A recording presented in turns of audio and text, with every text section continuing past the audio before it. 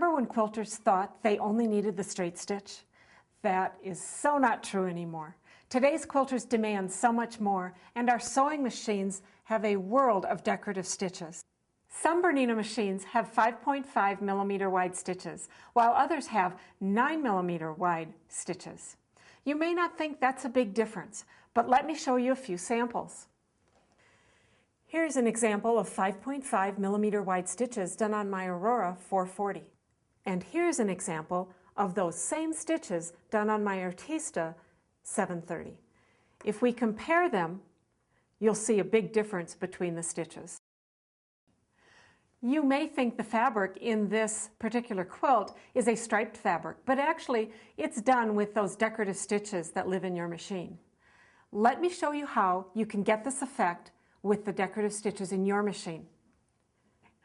I encourage you to choose a solid fabric, the color of your choice, and pull out all those wonderful decorative threads that you have.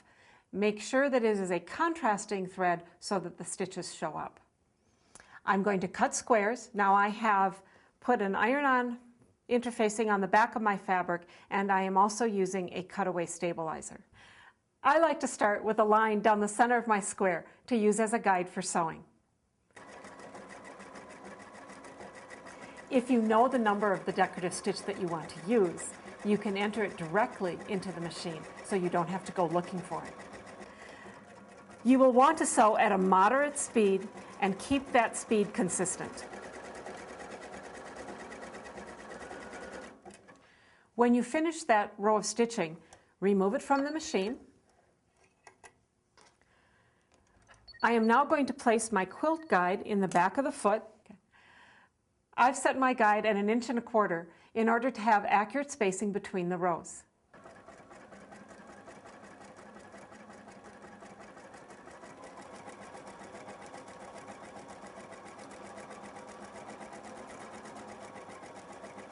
When you finish stitching all your squares, you are going to cut each square diagonally twice, creating 4 triangles. Use 2 of those triangles with 2 triangles from an alternating fabric to create a square.